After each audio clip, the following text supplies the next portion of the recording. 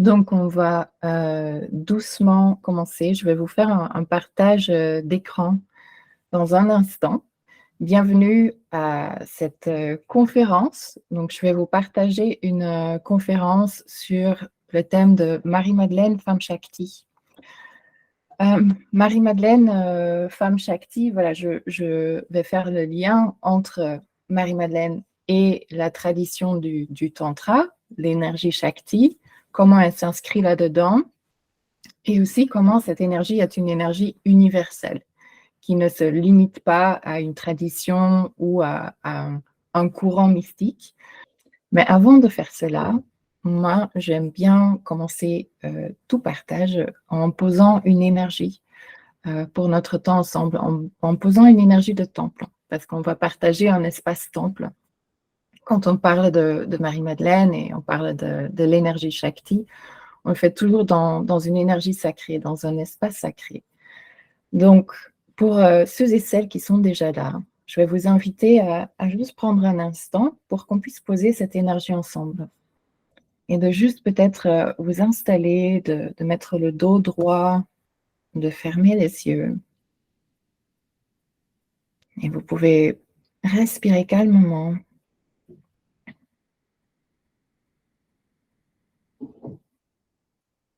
Et à travers votre respiration,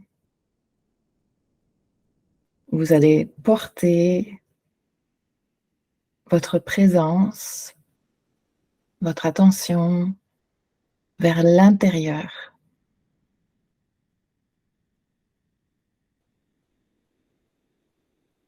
Vous allez ressentir ou poser l'intention que vous menez votre présence, votre énergie jusque dans l'espace du cœur, dans l'espace du chakra du cœur. Et vous ressentez qu'à cet endroit, vous rentrez, vous descendez dans un espace temple.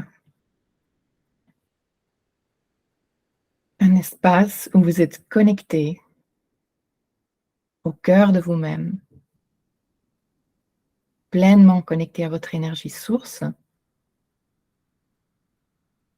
et également connecté à toutes les dimensions de votre être. Et depuis cet espace, je vais inviter autour de nous, autour de ce cercle, la présence, le soutien et l'énergie de la roue médecine des Madeleines. J'invite au nord la présence de Anna et Joachim, les gardiens de l'élémentaire. Je leur demande en ce jour d'éclipse solaire et de nouvelle lune de nous aider à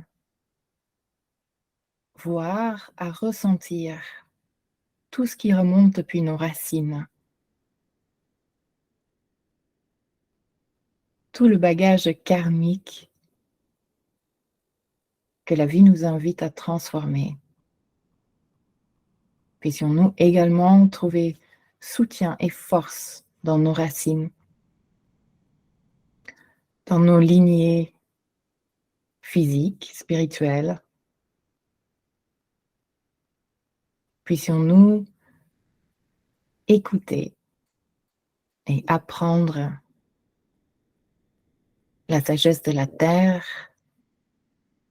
et agir en accord avec la sagesse de nos corps et des messages que notre corps nous envoie à chaque instant.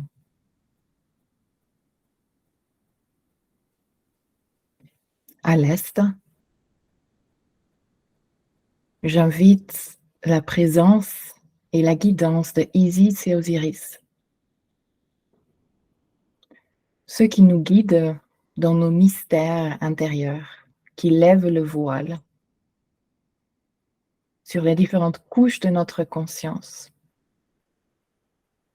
Puisse-t-il nous permettre d'agir toujours en accord avec notre conscience supérieure. Puissions-nous faire des choix depuis la sagesse de notre âme Et puissions-nous toujours continuer sur cette voie d'expansion, toujours continuer à lever les voiles sur différentes parties de nous.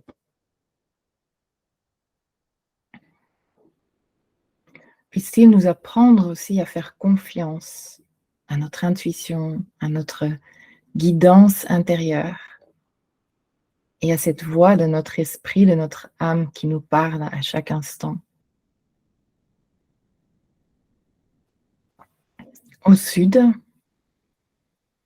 nous invitons la présence et la guidance de Marie-Madeleine et Yeshua, gardiens du feu sacré. Puisse-t-il nous permettre de comprendre ce feu sacré, ce feu intérieur, ce feu de la passion, de la créativité, de la création, ce feu de la foi. Puisse ce feu alimenter toutes nos actions, toutes nos créations, et puisse ce feu irradier de nous pour inspirer d'autres personnes autour de nous sur cette voie de vie et de création. Et finalement, à l'ouest, j'appelle et j'invite la présence de Marie et de Joseph, gardiens de l'élément eau et de nos eaux et intérieures, de la sagesse de notre cœur. Puissions-nous écouter toujours cette sagesse du cœur. Puissions-nous laisser couler ce dont nous n'avons plus besoin. Et puissions-nous petit à petit déconstruire nos résistances pour aller de plus en plus avec et dans le flux de la vie.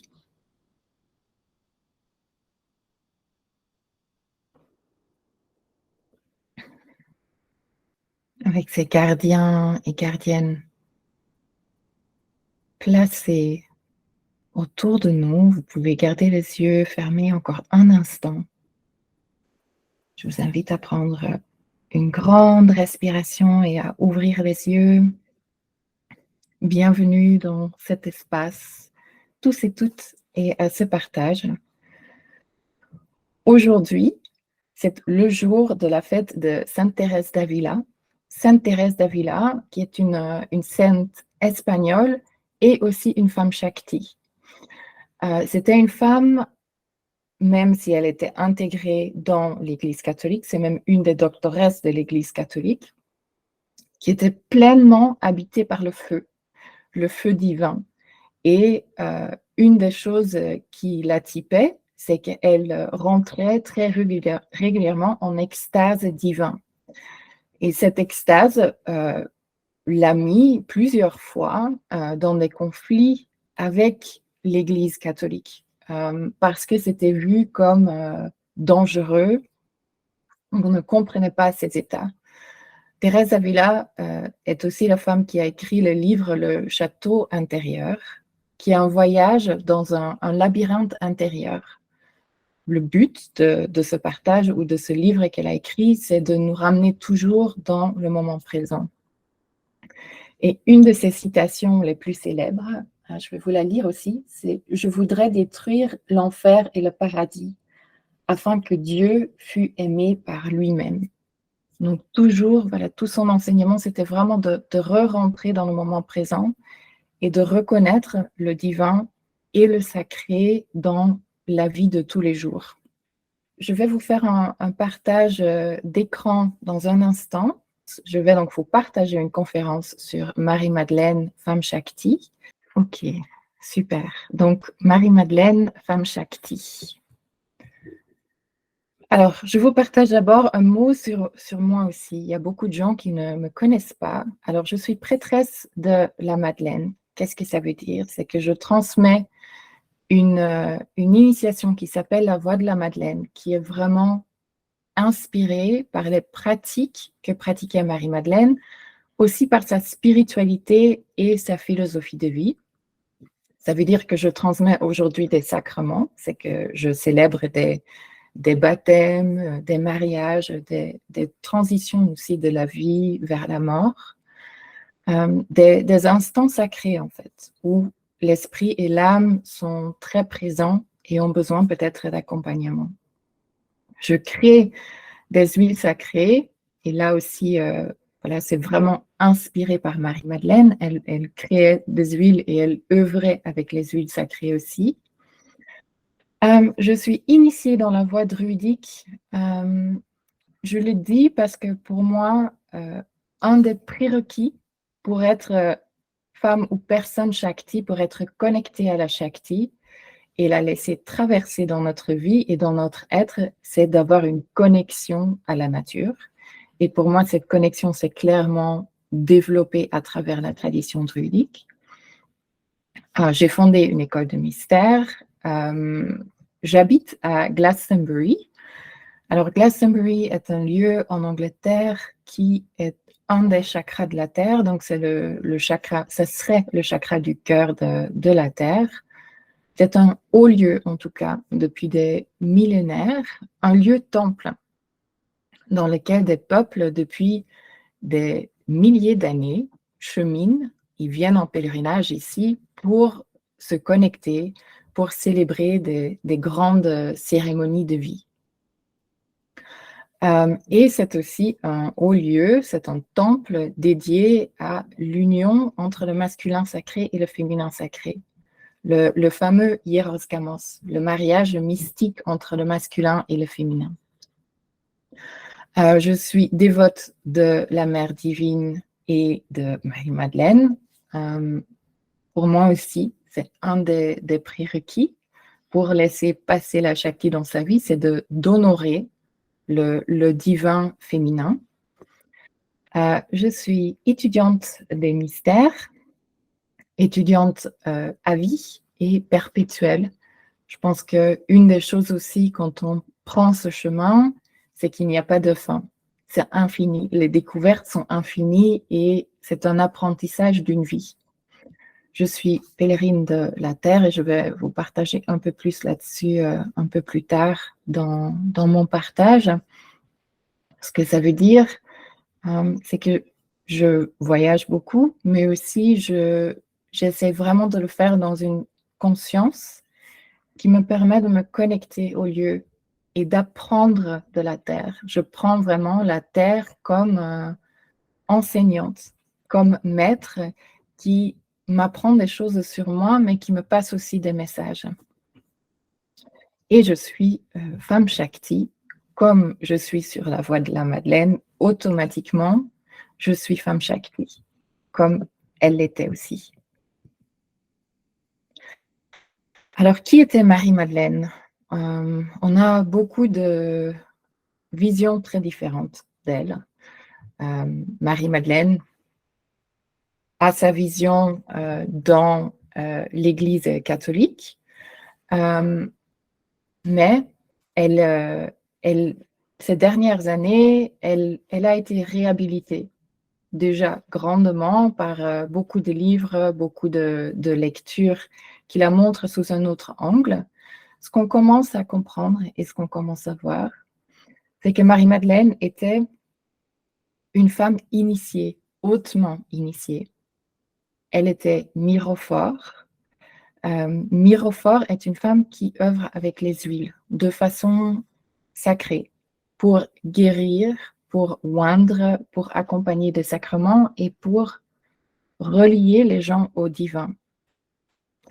Myrophore, le terme de cette femme qui œuvre avec les huiles vient du prénom de Marie, à la même racine que le prénom de Marie. Donc déjà dans son prénom, on voit qu'elle était choisie ou prédestinée pour être myrophore et travailler avec les huiles. Pourquoi les huiles? Dans la tradition alchimique, donc l'alchimie vient de l'Égypte ancienne, les huiles sont l'élément qui nous connecte à l'âme. Donc dans l'alchimie, les huiles essentielles sont les substances qui nous permettent de connecter à notre âme à l'âme des plantes, qui font le pont entre le monde de la matière et le monde des esprits et des âmes. Donc, c'est vraiment utilisé dans ce sens-là. Elle était prêtresse du pilier.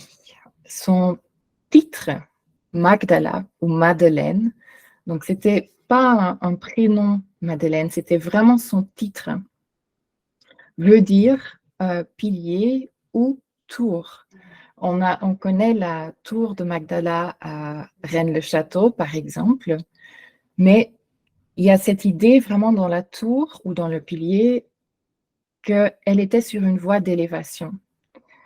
Aussi, dans d'anciennes traditions, le pilier représentait la Mère divine. Donc, ça montre qu'elle était dévote de la Mère divine.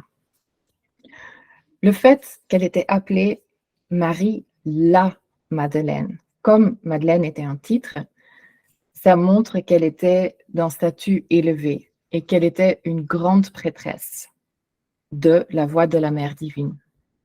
Elle était l'apôtre des apôtres et dans les écrits saints, dans les évangiles, apocryphes et autres, régulièrement, il est mentionné qu'elle était élevée au-dessus des autres. Ça veut dire ça, qu'elle était sur ce chemin de pilier de foi, cette prêtresse du pilier qui lui permettait d'accéder à des états de conscience plus élevés et plus avancés sur le chemin. Elle était fondatrice d'écoles de mystère. Donc, il y a plusieurs lieux en France où Marie-Madeleine a passé du temps, par exemple. Il y a la Sainte-Baume qui est très connue. Il y a Vézelay qui est connue. Il y a Marseille. Il y a Sainte-Marie-de-la-Mer. Il y a Rennes-les-Bains, Rennes-le-Château, où elle serait passée aussi.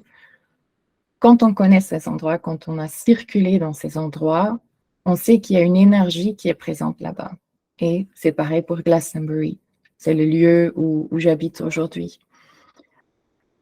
Toute cette connaissance qu'elle a rassemblée pendant tout son vivant, tout ce qu'elle a appris aussi aux côtés de Jésus, de son bien-aimé, toutes ces choses, elle ne les a pas gardées pour elle. Elle était vraiment missionnée. Elle connaissait sa mission de vie, qui était de partager cette spiritualité universelle profondément connectée à la vie, la voie de la Shakti, la voie du Tantra, si on veut. Et elle a partagé ses enseignements en voyageant dans ces différents endroits, où elle a permis ensuite à d'autres personnes de transmettre ces informations. Et le fait qu'elle revient tellement fortement dans la conscience de l'humanité aujourd'hui que la médecine de la rose, qui était une de ses médecines principales, revient aussi fortement aujourd'hui dans la vie. Vraiment, c'est un signe qu'elle continue son ministère, elle continue à transmettre. Elle était étudiante des mystères, donc elle ne faisait pas de discrimination, elle apprenait partout où elle allait aussi. Donc c'est aussi voilà, un état d'humilité qui permet aussi à la vie de nous traverser. Elle était prêtresse d'Hierosgamos. Donc Hierosgamos, c'est la tradition de l'union, du mariage mystique entre le masculin sacré et le féminin sacré. Alors, ce mariage peut être un mariage symbolique entre ces deux polarités à l'intérieur de nous, aussi entre notre vie et notre réalité physique et notre réalité de l'âme, notre réalité non physique. Donc, l'union entre ces deux parts de nous. D'ailleurs, pour moi, on est dans une année de mariage mystique comme on est dans une année 7. Et dans les anciens temples, le 7e niveau du temple était la chambre nuptiale, cette chambre du mariage mystique.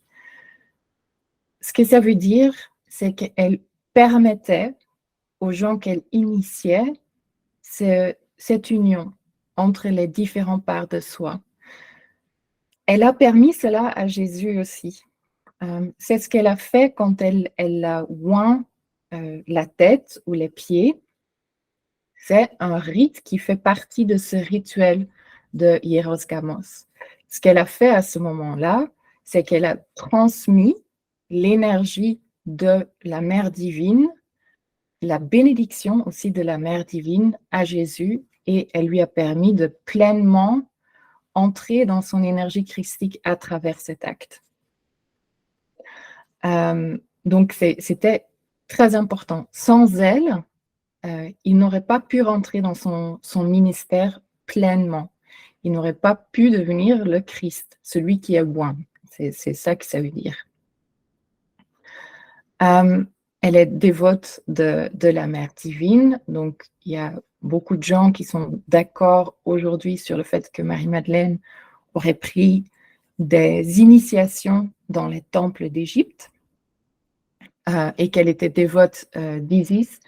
Le fait qu'elle œuvre avec cette énergie, des huiles sacrées, qu'elle soit initiée dans les rites d'Hieros Gamos, qu'elle œuvrait avec l'énergie de la rose, ce sont des éléments qu'on retrouve dans le culte de la déesse Isis, donc c'est fort probable. Elle était femme Shakti, et on va voir ce que ça veut dire, et pèlerine, parce qu'on sait qu'elle a beaucoup voyagé et partagé ses enseignements. Alors, prêtresse du pilier, quelques exemples. Donc, à gauche, il y a le pilier qui s'appelle le Tchèd, qui se retrouve dans les hiéroglyphes, dans les temples égyptiens, et qui est symboliquement, qui représente la colonne vertébrale. Et cette colonne qui s'élève et qui se remet droit. C'est une énergie et un mouvement d'alignement intérieur, entre autres, que ce symbole représente. Au milieu, il y a une photo du temple de la déesse Hathor en Égypte. La première chose qu'on voit quand on rentre dans ce temple, c'est cette grande salle de colonnes, cette grande salle de piliers avec la tête de la déesse Hathor au-dessus de chaque pilier. Donc, à nouveau, une référence à la Mère divine en tant que pilier. Et à droite est une image qui vient de la cathédrale de Nuestra Señora del Pilar, Notre-Dame du Pilier, à Saragossa, en Espagne, où il y aurait eu une apparition de Marie ou de Marie-Madeleine, ce n'est pas très, très clair, où elle aurait demandé de mettre une statue d'elle ou une statue de la Mère divine sur un pilier. Alors, qu'est-ce que la Shakti et qu'est-ce que le Tantra? Alors, évidemment, c'est un sujet très, très vaste et on peut aller très en détail. Ce que j'ai essayé, c'est vraiment de simplifier et de rendre ce concept compréhensible pour tout le monde. Alors, il y a cette citation qui ouvre sur le sujet du Tantra.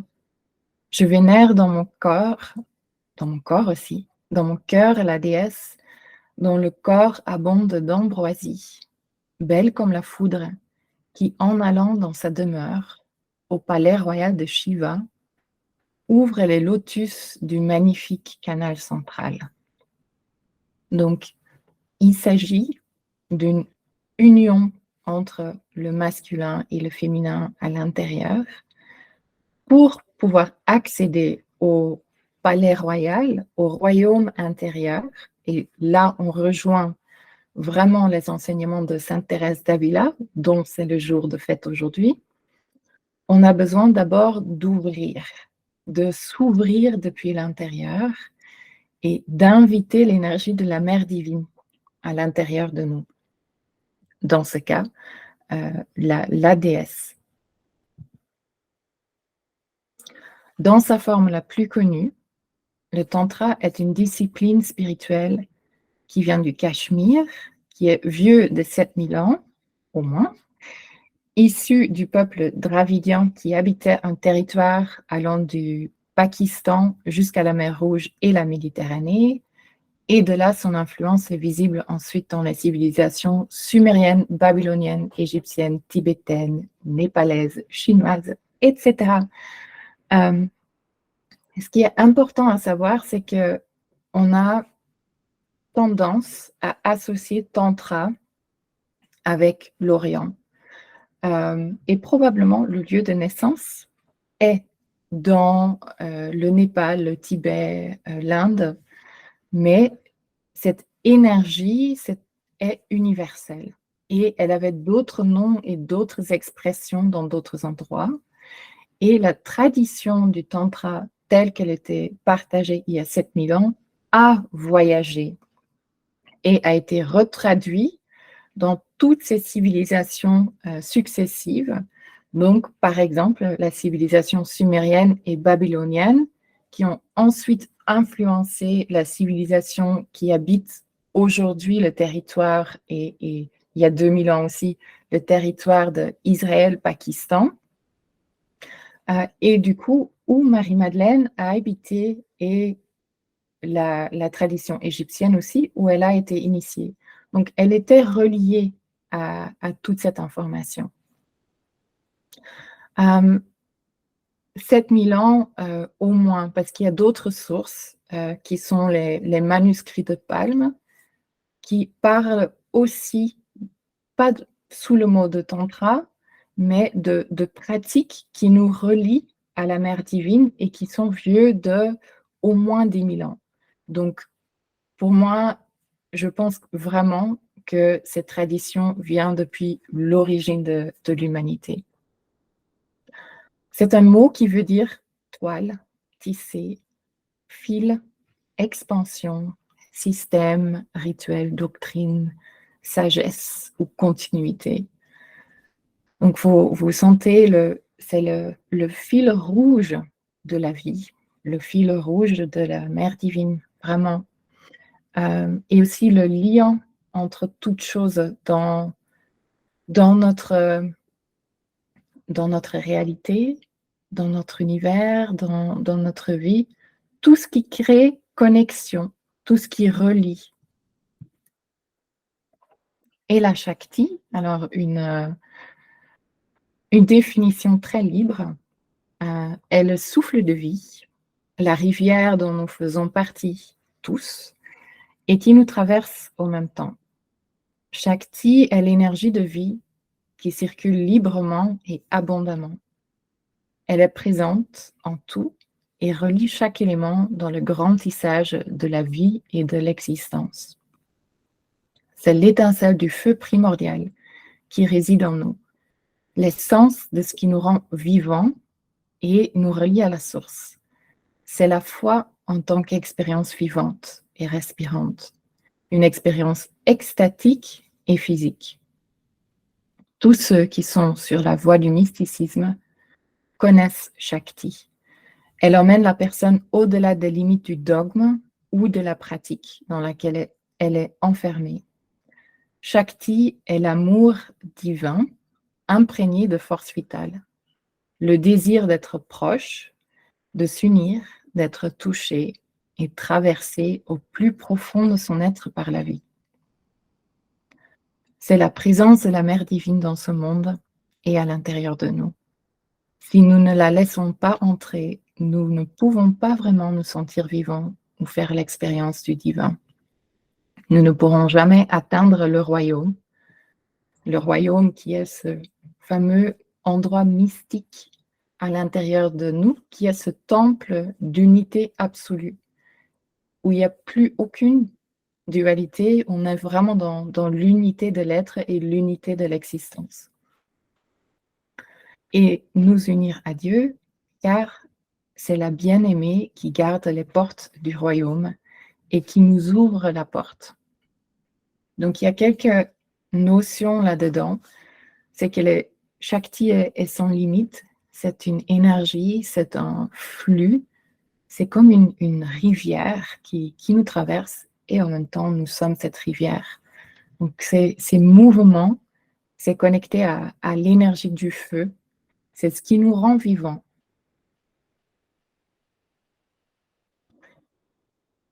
Tantra, est la science de comment l'amour manifeste la vie.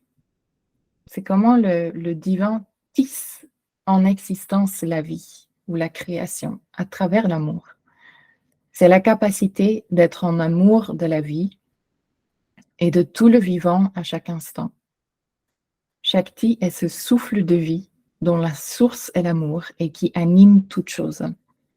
Donc, l'intention ou le but de toutes ces pratiques, peu importe la tradition ou le continent dont elles viennent ou où elles trouvent leur origine, est d'agrandir notre capacité d'aimer et d'être dans un état perpétuel d'amour envers l'existence entière et la vie tout entière, d'être un amoureux ou une amoureuse de la vie dans tous ses aspects. Donc, on ne rejette rien dans cet état non plus.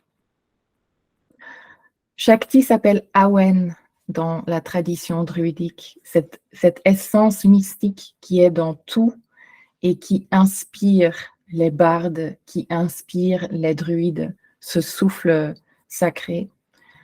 Elle s'appelle Shekhinah dans le mysticisme juif et l'Esprit Saint dans le mysticisme chrétien. L'Esprit Saint parce que à l'origine, la Trinité, la Sainte Trinité, incluait le féminin dans la forme de l'Esprit Saint. Elle était féminin au début. Cet esprit qui traverse le tout et qui anime le tout. Le soufisme est une tradition mystique tantrique. Donc là, voilà, on voit que cette essence, cette énergie voyage. Elle n'a pas de frontières, elle ne s'arrête pas à la limite d'une tradition ou d'un dogme ou d'une religion. Elle voyage évidemment au-delà, comme elle est dans toute vie. Pourquoi le soufisme est une tradition mystique tantrique?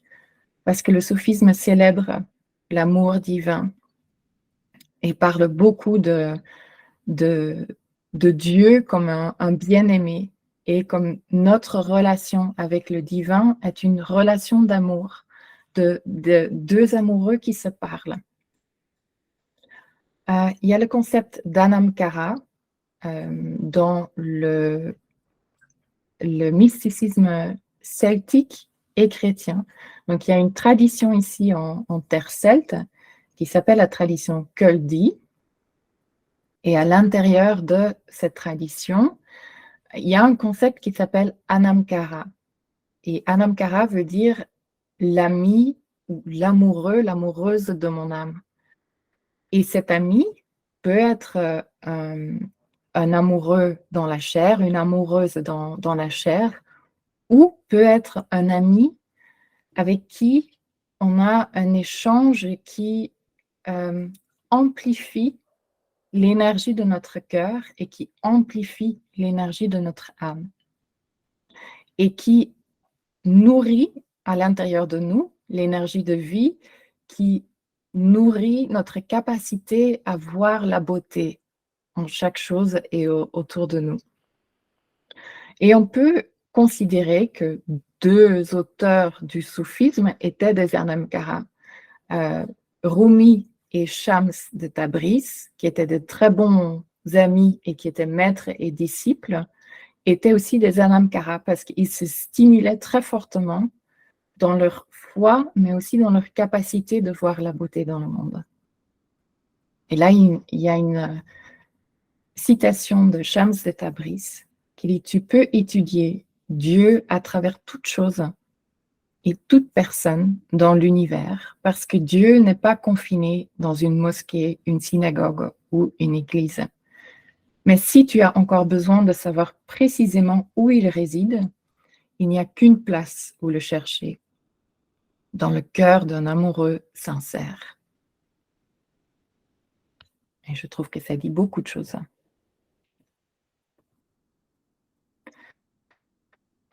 D'autres endroits où on trouve l'énergie tantrique et l'énergie de la Shakti, la présence de la Shakti, Et c'est quelques exemples parce que cette liste pourrait être interminable. Donc voilà, c'est juste pour vous montrer qu'on va au-delà des limites. La tradition des mantras est une tradition tantrique.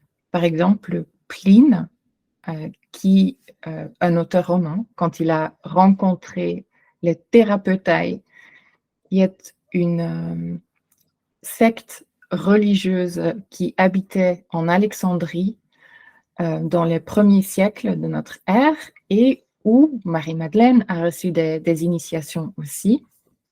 Il est allé les voir, les visiter et il disait d'eux, ils chantaient jusqu'à ce qu'ils en devenaient ivres. Et leur ivresse ne venait ni de l'utilisation d'herbes, ni du vin. Donc, c'est aussi cette capacité à s'abandonner à un processus et à rentrer dans un état mystique ou un état extatique. Donc, pour être femme Shakti ou personne Shakti, qui laisse traverser l'énergie de la mère divine, on a besoin d'être dans cette capacité de s'abandonner à un processus, de s'abandonner à ce qui est là. Les lignes lei ou les lignes énergétiques sur la Terre sont une manifestation du tantra de la Terre.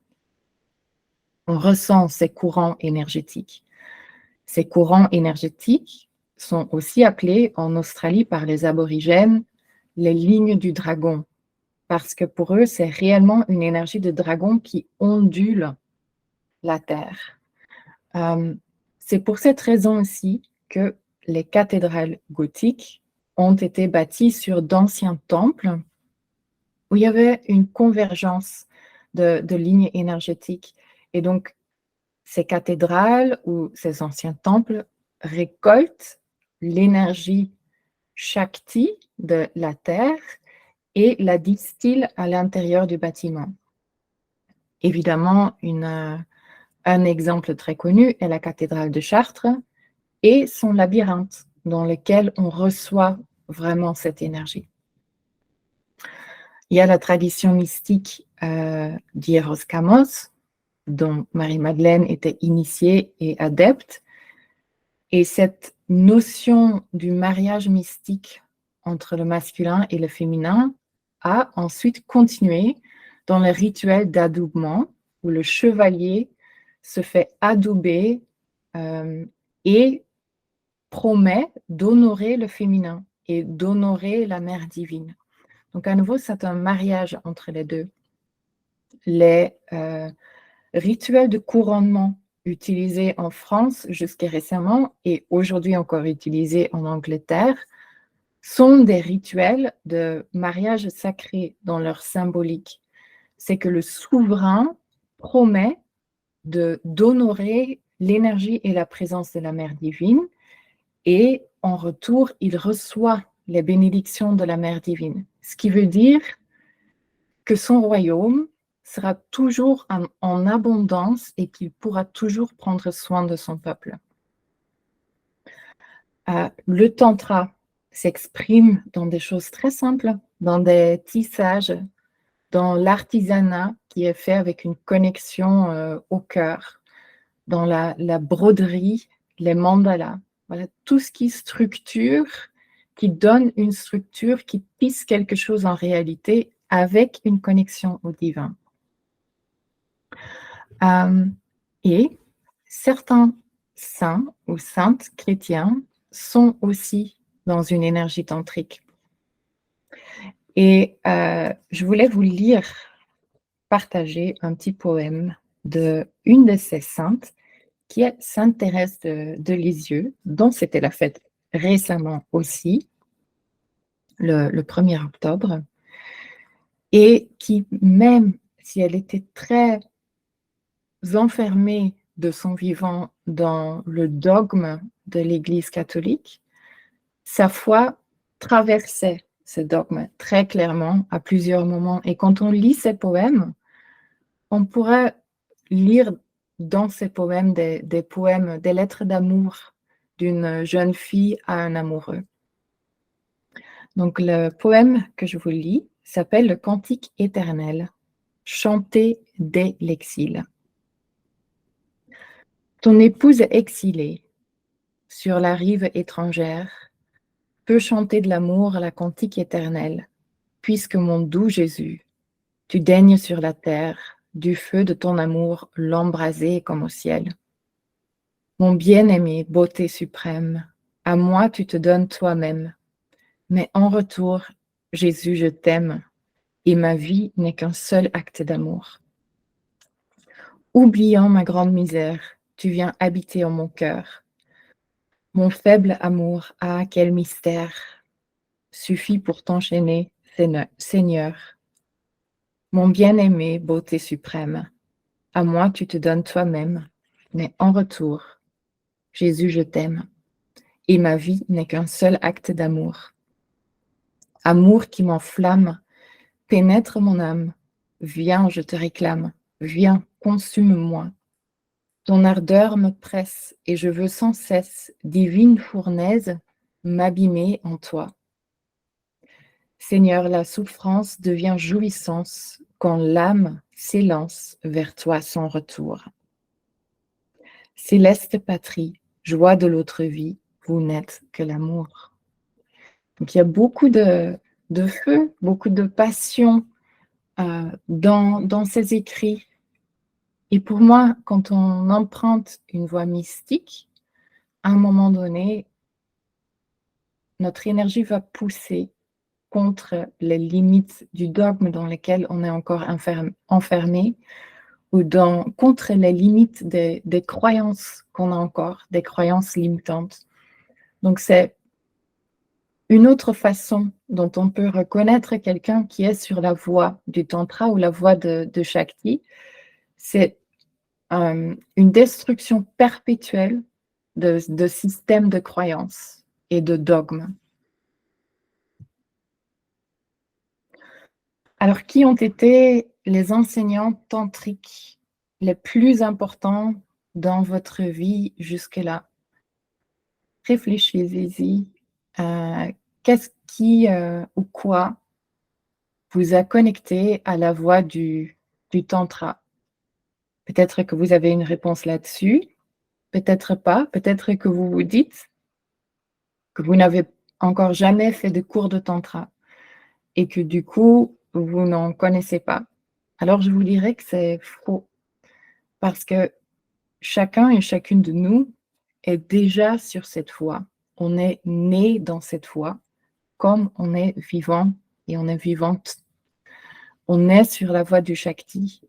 C'est juste que chez certaines personnes, cette énergie peut traverser plus facilement et chez d'autres personnes, on a mis en place beaucoup de barrières pour permettre à cette énergie de circuler de façon fluide. Mais il y a toujours des endroits dans notre vie où on se sent pleinement vivant, où on se sent beaucoup plus vivant que dans d'autres endroits. Donc, une autre façon de poser cette question, ça serait quels sont les endroits dans votre vie, les environnements, les circonstances, les personnes, les rencontres qui vous ont fait sentir que vous êtes pleinement vivant, que vous êtes pleinement présent.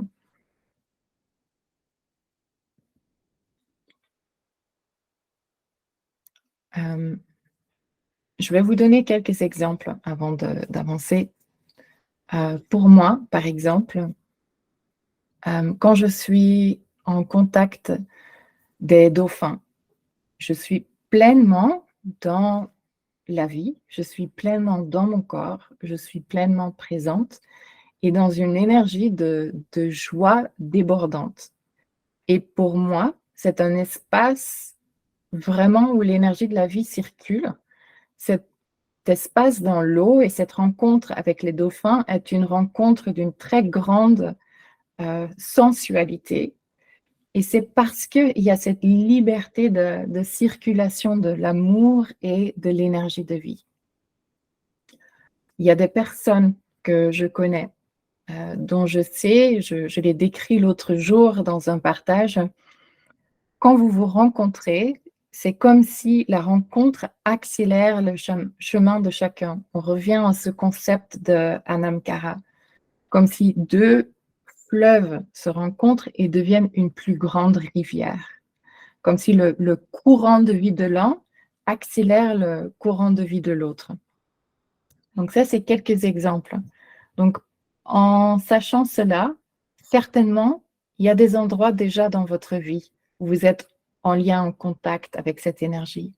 Ça peut être des endroits, des lieux qui vous inspirent tellement la beauté que vous êtes dans un état de contemplation mystique devant la beauté de la vie.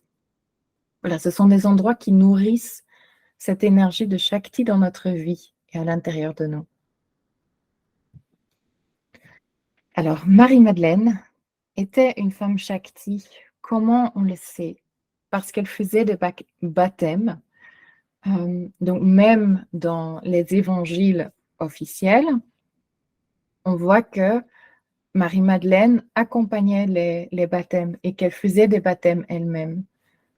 Dans la tradition mystique chrétienne, pardon,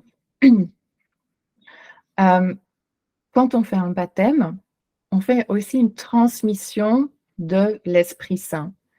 On peut aussi vraiment voir ça comme dans la tradition orientale Shaktipat. On transmet la présence de la Mère divine à une personne. Elle avait cette capacité de faire cela. Elle était prêtresse d'Eros Gamos, on en a parlé déjà, du mariage sacré qu'elle offrait, entre autres, à travers l'onction. Elle pratiquait la non-dualité, le non-jugement. C'est une autre vraiment qualité d'une personne qui est sur cette voie. C'est de ne plus juger le chemin des autres, de ne plus juger l'état de conscience d'autres personnes, mais de vraiment être dans une ouverture de cœur et d'être inclusif envers tout le monde. Et on le voit dans sa vie aussi, par exemple, dans le film Marie-Madeleine qui est sorti il y a quelques années, on voit que après la crucifixion de Jésus, elle était censée reprendre son ministère et guider les apôtres à sa suite. Sauf que certains hommes des apôtres n'étaient pas d'accord d'être guidés par une femme, donc elle n'a pas pu le faire. En lieu de rentrer dans une colère ou dans une révolte, elle leur a juste parlé très doucement et elle est partie en Alexandrie et ensuite dans le sud de la France pour continuer son ministère. Mais elle n'était jamais dans le conflit ou dans le jugement, même quand il y avait du jugement envers elle. Elle était rebelle et indépendante. Et ça, c'est une autre qualité d'une personne qui est sur cette voie de Shakti, c'est oser remettre en question les mœurs, les dogmes, les croyances qui sont dominants dans le monde, qui sont dominants dans la société dans laquelle on est né, qui sont dominants dans notre famille. Comment on le voit qu'elle était rebelle et indépendante? Parce qu'elle voyageait en tant que femme dans ce groupe de personnes, elle enseignait, elle prenait la parole. C'était des choses qui étaient très inhabituelles à l'époque. Elle était prêtresse de résurrection. Et voilà, pour moi, une Madeleine ou une femme Shakti, une personne Shakti, une personne qui est sur la voie de dévotion de la Mère divine, de Marie-Madeleine, pour moi, est dans cette énergie de résurrection. Elle l'a fait littéralement, c'est-à-dire qu'elle a accompagné le processus de résurrection de Jésus, comme elle avait appris dans les temples d'Égypte, avec d'autres femmes en présence aussi. Mais au-delà de cet acte de résurrection de Jésus,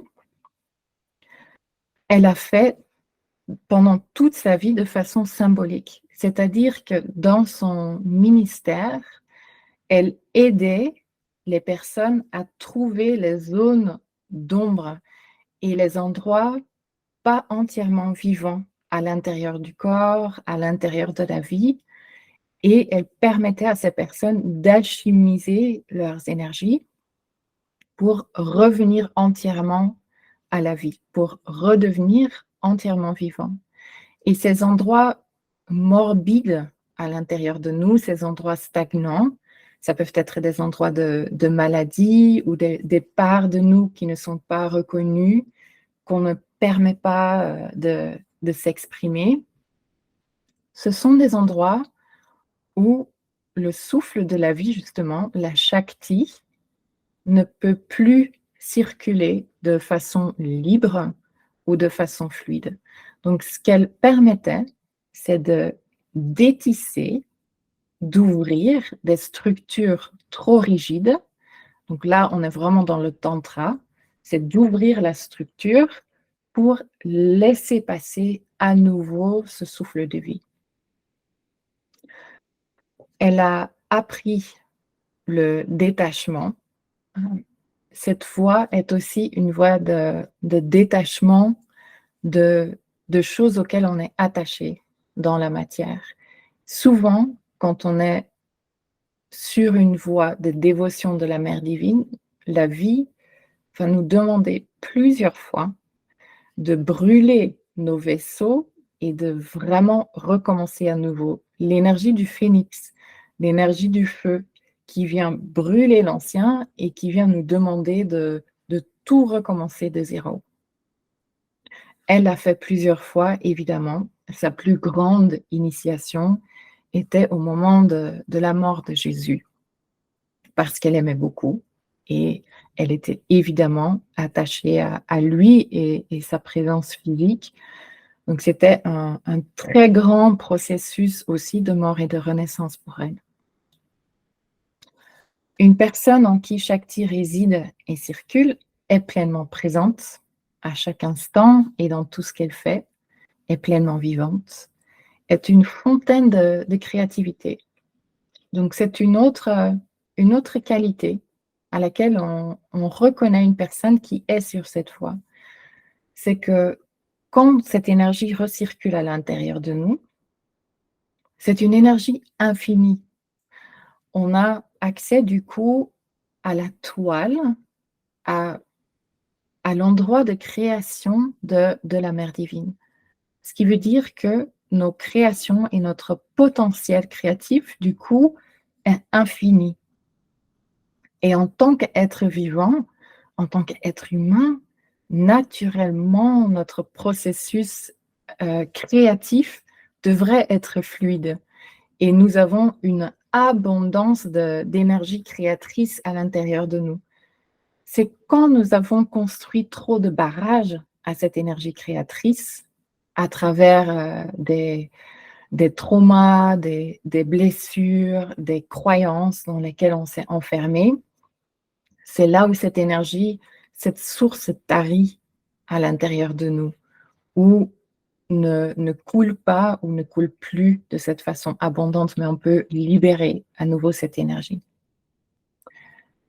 Je veux dire qu'on ne rejette rien dans l'expérience humaine, ce qui veut dire qu'on ne cherche pas à uniquement avoir des moments d'extase et des moments de bonheur et des endroits, des moments où tout va bien.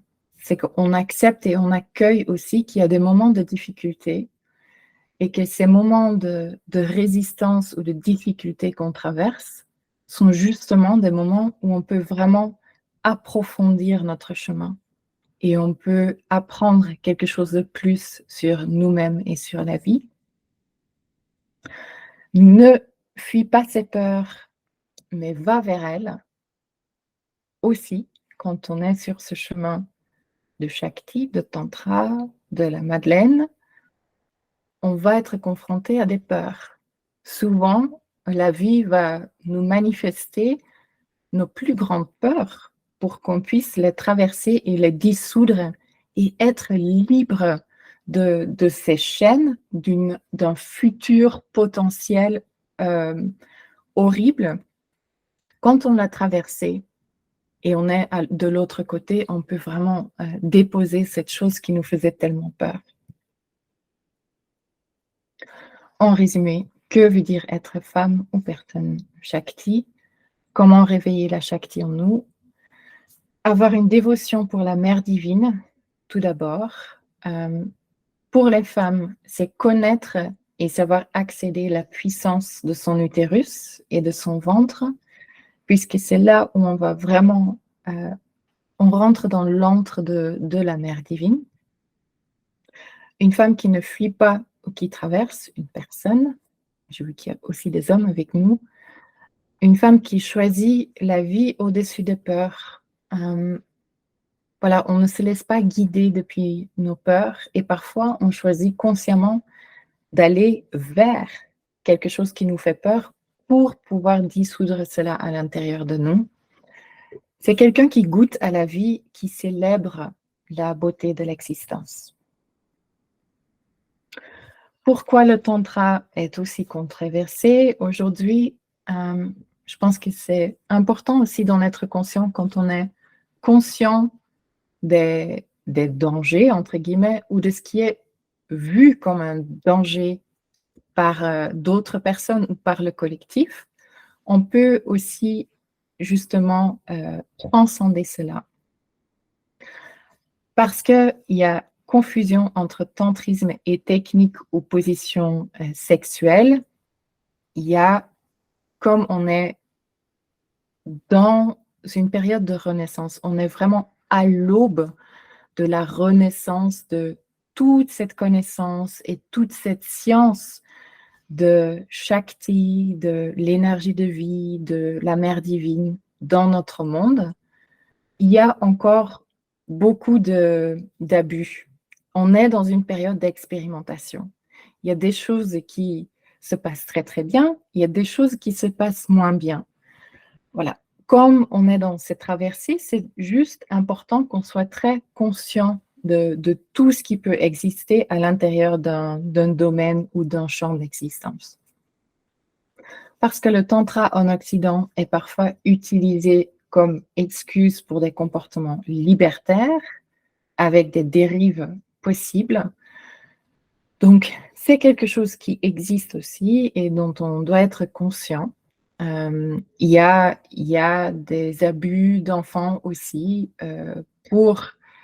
parce que les enfants sont justement très vivants et sont très connectés à la Shakti, parce qu'ils n'ont pas les mêmes barrières que nous, parce qu'ils sont encore beaucoup plus libres dans leur agissement, dans leurs pensées, ce qui montre qu'on doit déconnecter le tantra et la Shakti de la sphère sexuelle et la rendre comme la remettre à l'endroit d'une science de vie. Et la sexualité est un aspect de la science de la vie. Mais évidemment, quand on parle d'enfants, c'est juste qu'ils sont très vivants et qu'ils sont libres dans leur expression. Parce qu'il y a une très grande peur dans l'inconscient collectif pour la puissance du féminin, encore aujourd'hui, et cela joue. Parce que c'est une énergie qui est libre, imprévisible et indéfinissable. Quand on parle de l'énergie du féminin sacré ou l'énergie Shakti, c'est une énergie qui est l'énergie du vide quantique, qui est l'énergie dans sa potentialité, c'est-à-dire qu'elle n'a pas encore de forme, qu'elle n'a pas encore défini, qu'on ne peut pas la caser. Et beaucoup de personnes ont encore très, très peur de tout ce qu'on ne peut pas contrôler, de tout ce qu'on ne peut pas définir, de tout ce qui est différent, tout ce qui est trop libre. Donc, ça parle à nos peurs. Elle est sans hiérarchie et sans attachement, ce qui veut dire que ça pose un souci pour toute pensée dogmatique. Les structures religieuses, typiquement, ont, à un moment donné, rejeté le féminin parce que c'était trop libre, parce que cette énergie venait trop pousser contre les frontières du dogme, au risque de renverser entièrement le dogme. Parce que aussi, cette énergie du Shakti, de la Shakti et du Tantra donne les commandes énergétiques au féminin.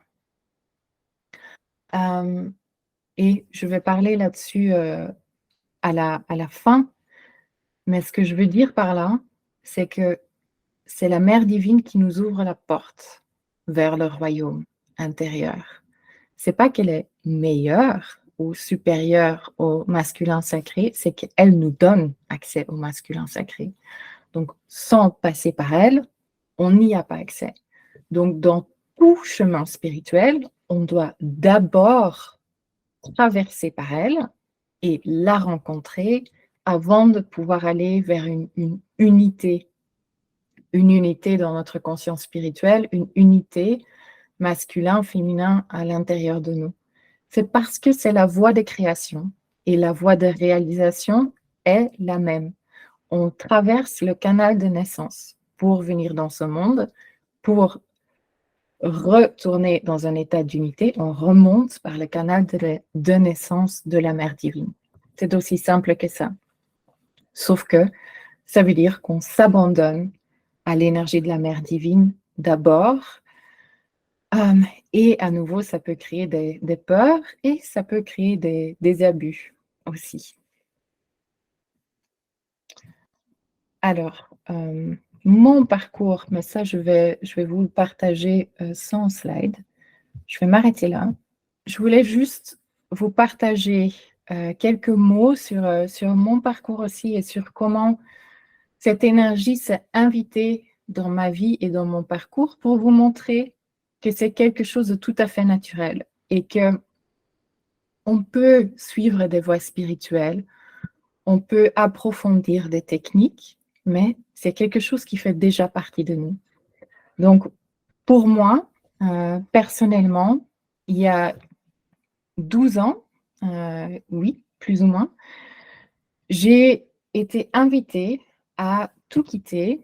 Il y a 12 ans, j'étais sur une voie spirituelle et la vie m'a demandé de tout lâcher. Le divin m'a demandé de tout lâcher, de me défaire littéralement de toutes mes possessions et de partir sur la route avec un sac à dos, sans savoir ce que j'allais faire et sans savoir où j'allais.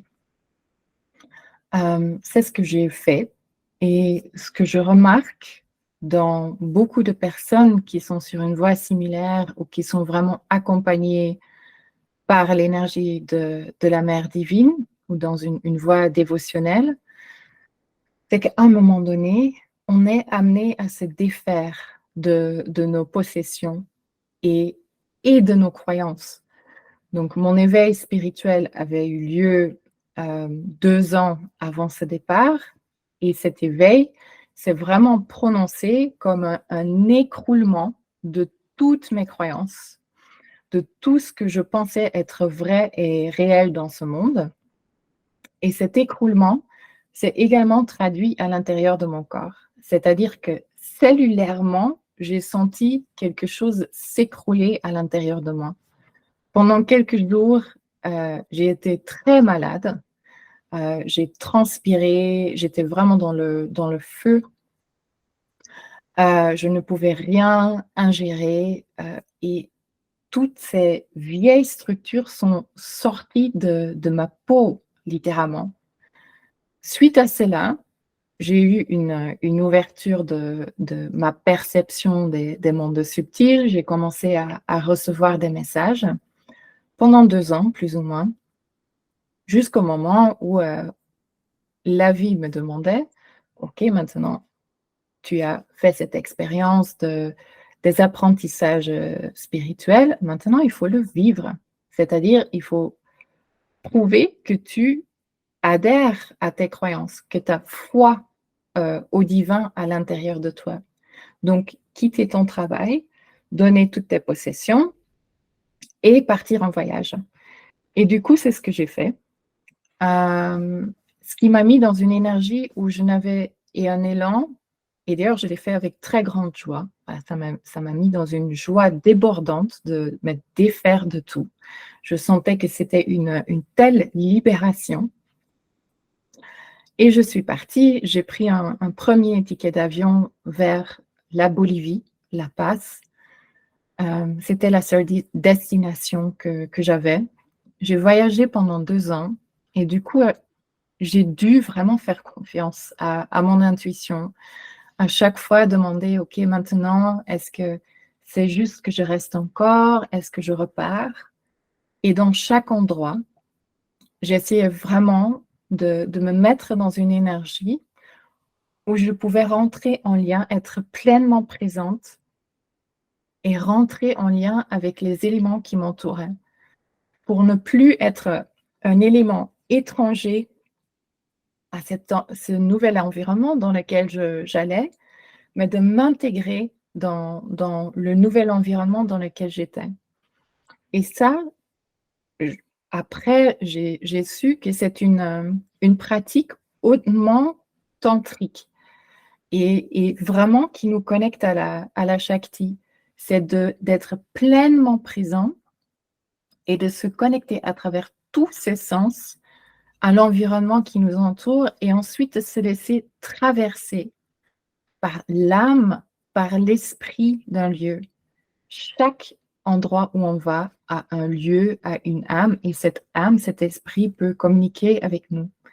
Donc du coup, j'ai reçu beaucoup d'enseignements, de communication de certains endroits, de hauts lieux sacrés sur cette terre.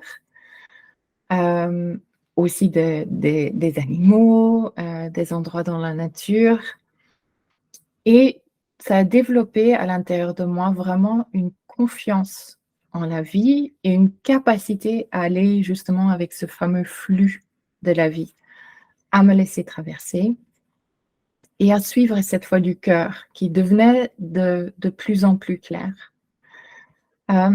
J'ai eu aussi pendant ce voyage ma première expérience d'éveil Kundalini et pas dans une pratique, pas dans une union sexuelle, mais en méditation, à côté d'une chaîne de montagnes et juste en connexion avec l'énergie de la montagne.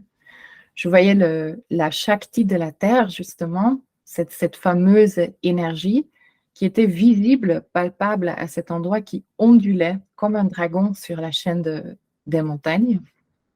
Et à un moment donné, cette énergie s'est tournée vers moi, est descendue de la montagne et a traversé mon corps. Et ça c'était ma première expérience d'éveil de Kundalini. Et je ne savais pas à l'époque ce que c'était, je ne savais pas que c'était possible de cette façon. Voilà, c'est ça. C'est être en connexion profonde avec le vivant et se laisser traverser par la vie. Et du coup, être vivant est un acte d'amour et on est constamment dans un état où on fait l'amour à la vie, où on fait l'amour à notre environnement et on se laisse traverser par toutes les énergies qui nous entourent.